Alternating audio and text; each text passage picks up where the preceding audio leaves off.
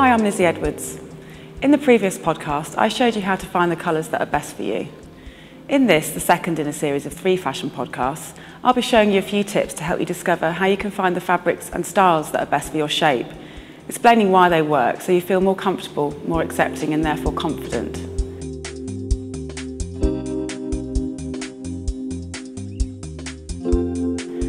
We all have different bodies and silhouettes. If we flatter these in our clothing and choose fabrics and styles that work with us and not against us, we can begin to build a wardrobe that will feel and look great, whatever our shape and size.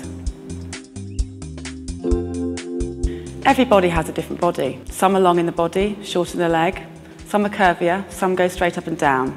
The more you are accepting of your shape and understand how it's put together, the more you can dress it easily, comfortably and harmoniously. Now, one of the things that is essential for everybody is to have a full-length mirror. It is impossible to know what you look like if you don't have one. If you don't have one, I urge you to go and get one as soon as possible. It's impossible to even begin to know your shape and how to dress it if you don't know what you look like from the neck or waist down. When you know the reality of your body, then you'll be able to dress it lovingly in clothes that fit and flatter you and make you feel good, rather than clothes that don't suit or flatter your shape.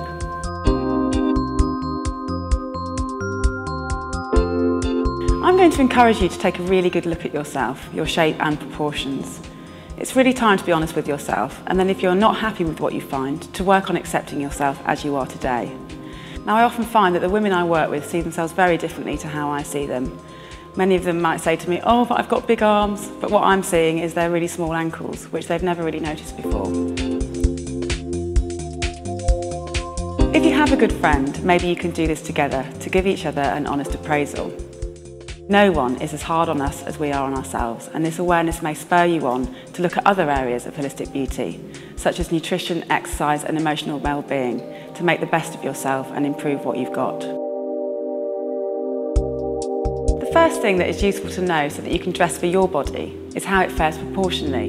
But we need to know your basic proportion before we can do that. And a very simple way of doing this is to measure from the top of your forehead down to your crotch, and then from your crotch down to the floor. Someone else can do this much better than you can, so maybe you can do this with a friend. Otherwise, you can use pencil markings against a wall. Okay, so maybe you're longer in the top half, or maybe the bottom half. If your upper half is longer than the lower half, there are a few things you can do. You can break up the space with a belt around the waist in the same colour to the bottom half, or you can use horizontal stripes. Draw attention above the bust using jewellery and scarves, etc. Or you can wear shorter jackets. If you have short legs, you can make them appear longer by wearing 3/4 length sleeves. This might sound strange, but it really does work. If you're longer in the bottom half, that generally is not seen as a problem, unless it is by a large amount, as long legs are generally thought of as a bonus. If you do want to lengthen your torso, a few tips from me are: don't wear belts at the waist, but wear them at the hip. Or maybe try wearing longer tops. To understand the lines of your body, stand back in front of the mirror and just have a look at the outside line of your body. Follow the lines. Are they straight or curvy? Do your shoulders have a soft curve or are they straight? Do you curve at the waist or do you go straight? Do you have a roundness to your thighs? And what about your legs? Do they go straight up and down or do they follow a wave and a curve?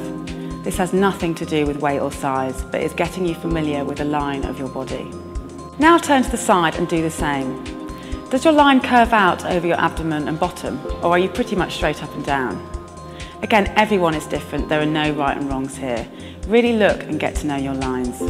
If you have a lot of curves, then your body will feel more comfortable in jerseys, knits and crepes that have drape to them, fabrics that can easily and effortlessly follow the contours of your body.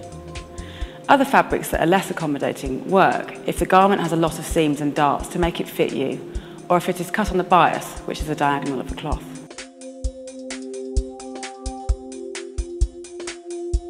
If you have a lot of straight lines in your body, it is better suited to crisper type fabrics and straighter, boxier shapes, because they don't have much curve and neither do you. Take a note of this and remember when you are shopping or when you next go into your wardrobe. Look at the things that feel and look right, and the chances are that they are in the best suited fabric for your body. And how about your silhouette? If you go back in front of the mirror, look at the line between the edge of your shoulder and the edge of your hip. Do you appear to have a narrow or a wider shoulder? Or do your hips appear wider than your shoulder? Or are they equal distance, meaning that you have a balanced hip and shoulder? Are your shoulders straight or sloped? Do you go in at the waist, or is there very little definition? Take a really good look, without judgment remember, and take some notes and observations. Now I'm going to give you some of my tips for camouflaging certain body particulars using clothing. If you're narrower at the shoulder, it's a good idea to invest in some shoulder pads to balance with the hip. When I say shoulder pads, I don't mean of the Dynasty variety. There are some great ones out there now that you can just slip into clothes easily, and they really do make a difference. Or if you do not have too large a chest, you can wear wide necklines like a bateau or boat neck that extend across the shoulders and create visual length. Add dimension with extra fabric to extend beyond the shoulder, or with a puff sleeve, or choose a sleeve with a drop shoulder. To narrow or create a waist, use a belt and pull fabric above and below the belt, or choose garments with an already clearly structured waist. If you have a large bust, wear jackets or tops with wider shoulders to balance it out. You can also use diagonal lining collars to break the space above the bust, and also wear lower necklines. If you have a small bust, add dimension to it with fabrics. If you have a tummy that's slightly larger than you would like it to be, create interest away from it to divert the eye, or try loose-fitting fabrics around the waist in the garments that you choose.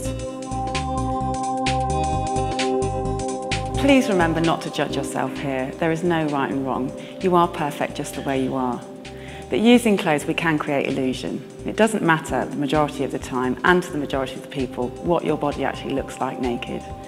It's great that in dressing we can create good proportion and make adjustments in our clothes so that we look and feel better in them. What is really important is that you get to know and accept your shape so that you can dress it in the best way that reflects you.